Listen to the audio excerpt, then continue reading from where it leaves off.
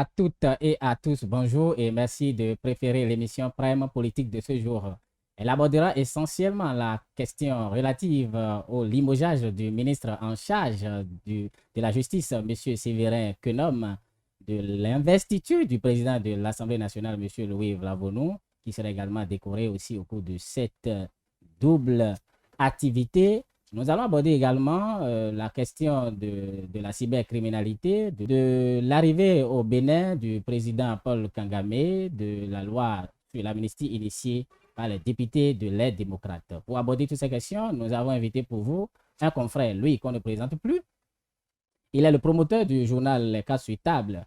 Il est le président de la Fédération des journalistes professionnels des médias du Bénin, FJPMI. Lui, c'est Aurélien Aïsson. Bonjour, chers confrères. Oui, bonjour, chers journalistes. Bonjour, chers téléspectateurs, je dirais. Merci d'avoir répondu à notre invitation. Alors, sans plus tarder, depuis quelques heures, le ministre Séverin Quenom n'est plus dans l'équipe gouvernementale du président de la République, Patrice Talon. Alors, quelle lecture vous en faites? Bon, moi, j'ai été informé comme bon nombre par l'entremise des réseaux sociaux que le ministre Séverin Quenom ne ferait plus partie de l'équipe gouvernementale. Oui. Je n'ai encore reçu aucune notification officielle, mais dans la note, le résumé du Conseil des ministres, cela n'a été notifié. Il a été juste constaté qu'il n'était pas présent lors du Conseil des ministres de ce mercredi 12 avril 2023. Oui. Et pourtant, il n'était pas en mission à l'extérieur, il était au Bénin. Donc, ce sont, je peux dire, des rumeurs qui vont forcer la main à la manifestation de la vérité. Donc, pour l'instant, il n'a pas encore eu de réaction officielle, qu'il soit limogé ou non. Mais force est de constater que les rumeurs sont allumées bon train. Donc, on peut se dire qu'effectivement, il aurait été limogé. Mais si tel était éventuellement le cas, alors qu'est-ce qui pouvait expliquer cela selon vous en tant qu'observateur analyste politique? Bon, ce serait un grand étonnement parce qu'il y a cela à peine quelques semaines lors de la visite du président nigérien Bazoum, le président Patrice Talon disait que, en tout cas, rassurer encore cette même équipe que ceux qui attendent un remaniement vont attendre désespérément parce que lui ne peut pas changer l'équipe gagne. Mais c'est peut-être sans compter avec qu'il a des brebis galeuses, qu'il a des élèves qui n'ont pas travaillé, qui ne travaillent pas au même titre que ceux qui sont dans cette équipe. Donc, s'il y a lieu que le coach, l'entraîneur, change pour étoffer plus l'équipe, je pense que c'est de son plein droit de changer à tout moment. Oui, on peut changer à tout moment, mais celui dont il s'agit ici n'est pas n'importe qui. Donc, on estime que c'est quand même un poumon, le cœur quand même du système en place. Bon, moi, ça m'étonne un peu, quand on dit que... Non, quand... Ce débat, moi, ça me cœur un peu parce que dit qu'on a le cœur. Si c'est vrai que l'homme avec le cœur, Candidat Zana était quoi? C'est vrai que l'homme était l'avocat conseil du chef de l'État, au même titre que l'ancien président de la Cour constitutionnelle, le joueur Djogbenou. Et c'est après son départ de ce ministère de la Justice que c'est vrai que l'homme a pris ce fauteuil. Donc, si le client de Griffe, qui est aujourd'hui le président de la République, ceux-là maîtrisaient un peu les dossiers, m'aider l'homme. Bon, c'est bon tant que viens m'aider, viens rester à mes côtés pour m'aider. Quand on dit que le cœur, lui, défendait peut-être ses émotions après son client. Et Patrice Talon, donc, moi, dit qu'il est le cœur. En tant que prestataire. Voilà. Donc, je ne peux pas dire que parce qu'il était le cœur, mais si on était le cœur, le cœur de quoi? Par rapport à quoi?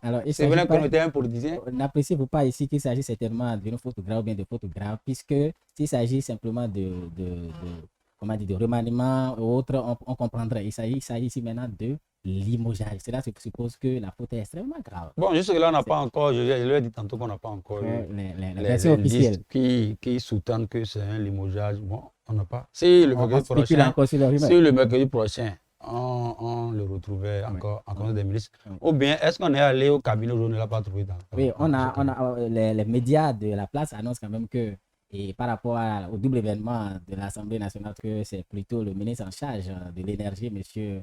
Oussou, qui sera représenté, qui représentera le gouvernement, alors que d'habitude, c'est le ministre en charge. Non, le chef d'État le libre choix, le chef d'État le libre choix. Je suis d'accord avec vous. D'inviter, de se faire représenter par qui veut.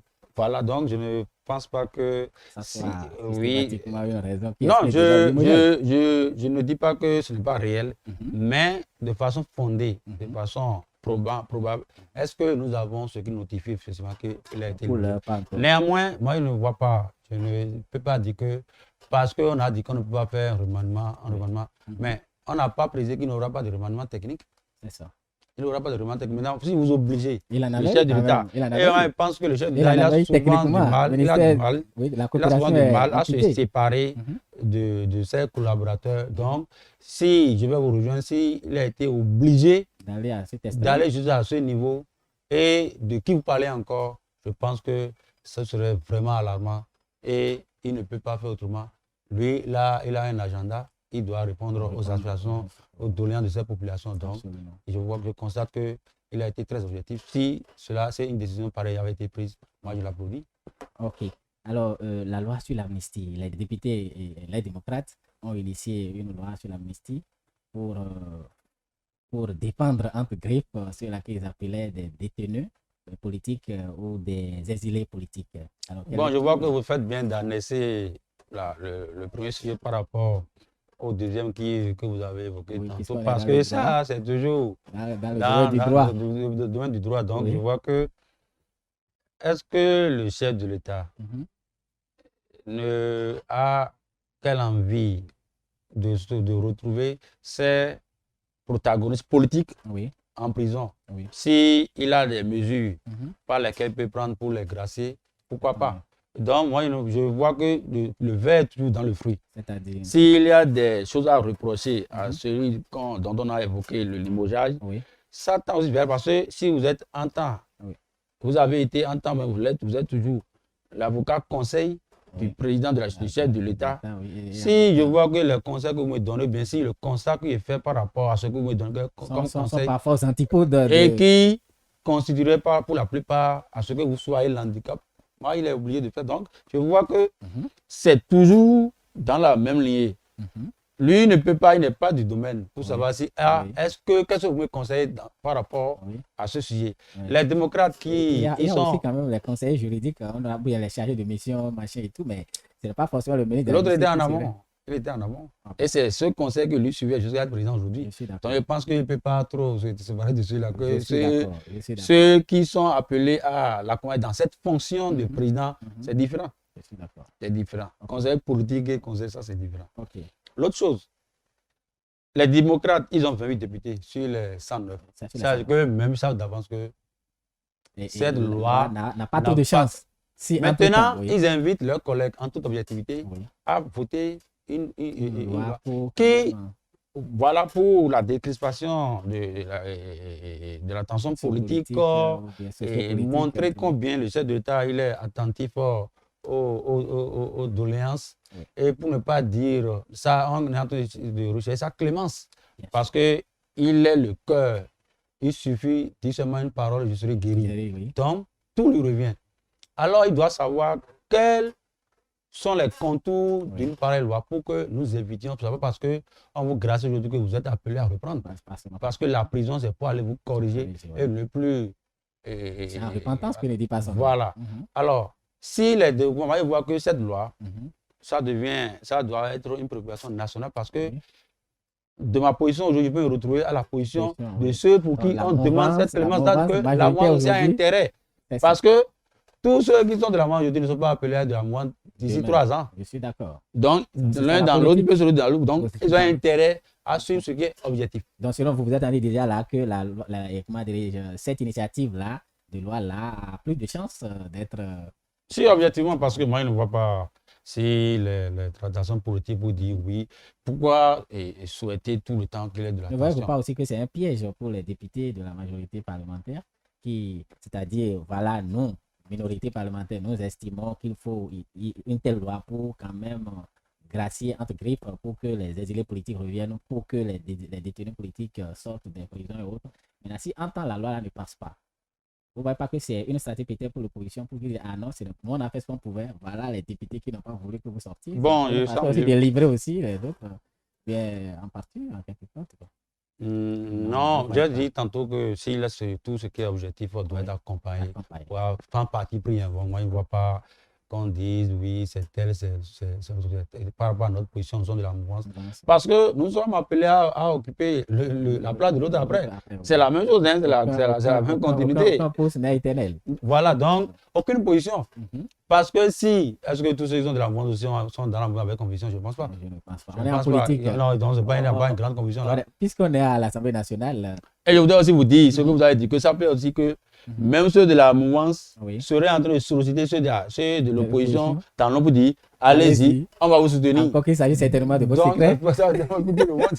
Parce que l'élection du président de l'Assemblée nationale, le législative aussi, on en a constaté. Parce qu'il y avait une autre côté pour ça veut dire que tout est possible. Tout à fait. Mais, merci beaucoup. Puisqu'on est à l'Assemblée nationale et l'investiture du président de l'Assemblée nationale, M. Louis Brabonon, va se tenir et en même temps sa décoration et tout. Alors, qu'est-ce que vous en pensez? Bon, de l'actualité nationale. Selon la déclaration par travers la conférence qu'a mené le porte-parole de l'Assemblée nationale, il disait que c'est pour éviter le gaspillage. Donc, il veut réunir toutes ces cérémonies en une. Et selon le protocole qui sera déroulé. Donc, je vois que c'est une bonne option. Maintenant, est-ce qu'il faut s'attendre à grand chose? Je peux dire que la première mandature qu'a présidé le président Brabonon était un essai. Il était en échauffement parce qu'il n'a dirigé qu'une mandature de la mouvance. C'est-à-dire? Donc, il n'avait pas trop de contradictions. C'est-à-dire maintenant, il y a les démocrates qui sont présents dans l'actuelle mandature. Alors, ça veut dire qu'il n'aura plus un seul son de cloche. Je suis d'accord. Donc, il doit savoir qu'il doit étendre maintenant cette difficulté pour pouvoir... Une façon de leadership. Bien sûr, donc il a intérêt. Et ça veut dire que le discours d'il y a 4 ans ne sera plus le même qu'aujourd'hui. Parce que ce qu'il y a devant, il y a du travail. Ça. Et c'est à travers son discours, parce que ce qu'il va dire aujourd'hui, c'est ce qui sera déroulé sur toute la période de cette mandature. C'est les 3 ans. C'est les 3 ans. Mandat spécial. Oui, bon, on peut dire mandat de transition, parce qu'il y aura les élections générales en 2026. Donc, c'est tout cas. Même si c'est un mandat de 1 an. Ça veut dire que vous attendez. C'est constitutionnalisé. Voilà, un discours rassembleur comme il est. Oui, tout à fait, tout à fait. Parce que c'est le peuple.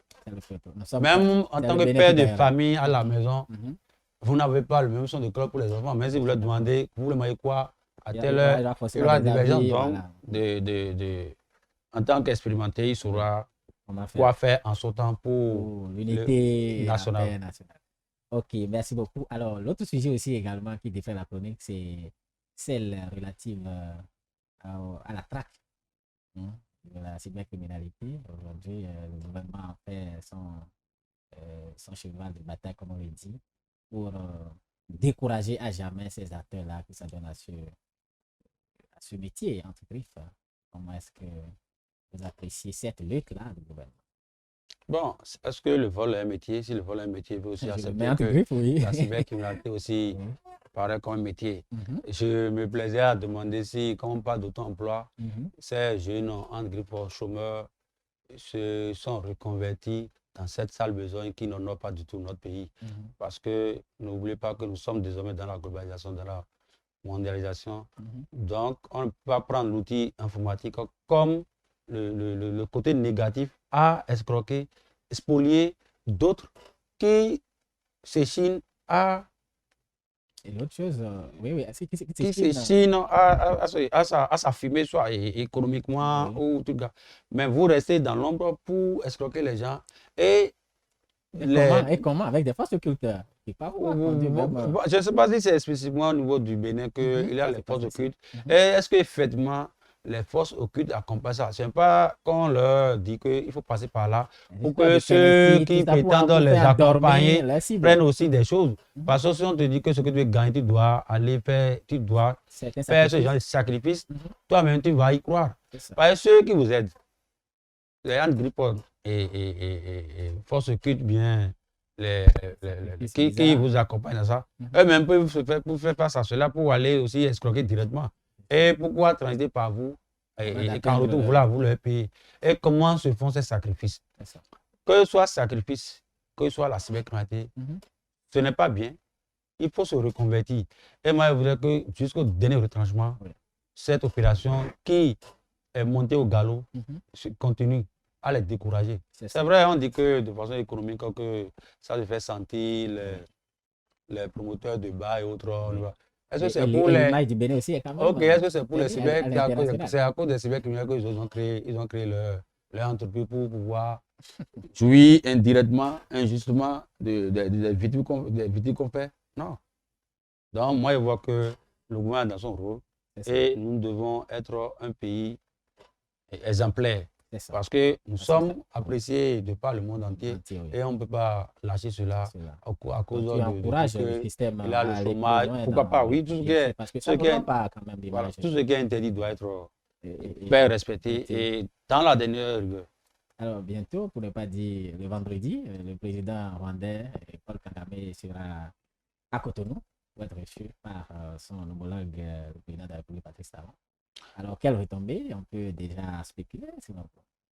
Bon, c'est lors de l'arrivée que moi je saurais qu'il y a les retombées. Oui. Il a été annoncé qu'il sera là du 14 au 16 avril 2023 au Bénin et après il va continuer sur la Guinée pour rencontrer aussi le président de la transition Doumbouya. Oui.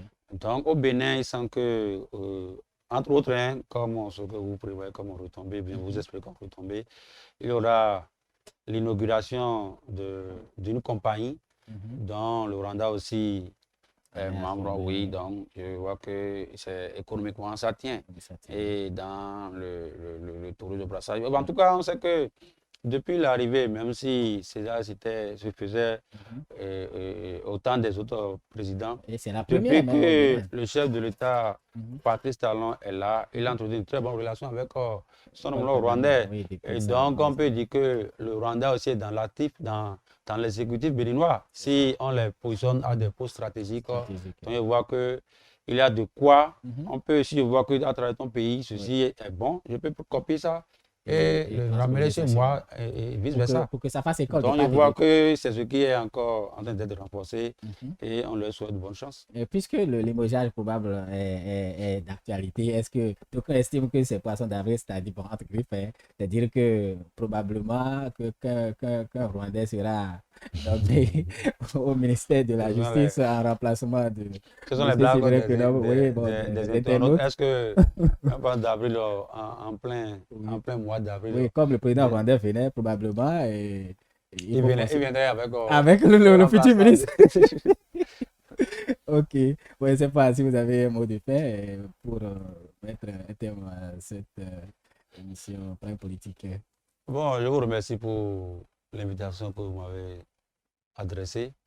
Je souhaite plein succès à votre équipe, à votre groupe de presse. Merci beaucoup. Et que de temps en temps, nous venions exprimer ce que nous comprenons de l'actualité. Et cela, il va de soi. Alors, là, ça c'est pas pour aller dans les détails trop, parce que vous êtes président de la FJB, il avait dit tout à l'heure à l'entame, et d'ici là, les 10 ans, c'est vrai. Est-ce que vous avez un petit mot à placer en attendant que les hostilités officielles ne soient connues du grand public? Oh, merci beaucoup pour cette primeur. Je ne m'étais pas préparé à ça. Effectivement, vous me connaissez, cela fera 10 ans. Précisément le 11 mai prochain que la Fédération des journalistes et professionnels des médias du Bénin a été mise sur les fonds baptismaux. Et on a fait notre petit bonhomme de chemin. Et avec vous, bien sûr, parce que je rappelle que vous êtes le secrétaire général honoraire de la Fédération. Donc, c'est une année très, très importante à travers cet anniversaire de nos sortes d'éteints. C'est presque qu'il y a déjà un comité qui a été mis sur pied. Il y aura des activités PLI selon le vœu de beaucoup sur pratiquement tout le territoire national parce qu'il y a des journalistes partout. Et je rappelle aussi que c'est aussi une année où on doit changer la tête, l'équipe dirigeante qui est là. C'est ça. Parce que je termine mes mandats constitutionnellement prescrits dans nos tests. Donc, il y a beaucoup d'enjeux. Et si vous acceptez, je vais m'éclipser pour que d'autres viennent aussi. En tout cas, c'est l'Assemblée générale qui va en décider de toute façon. Et c'est le lieu d'inviter chacun à toujours s'accorder à la conviction pour que nous relevions le débat. Parce que ce n'était pas gagné d'avance que nous en soyons à ce niveau aujourd'hui. Donc, je tiens à remercier tous ceux-là qui ont confiance, qui ont porté leur confiance en ma modeste personne.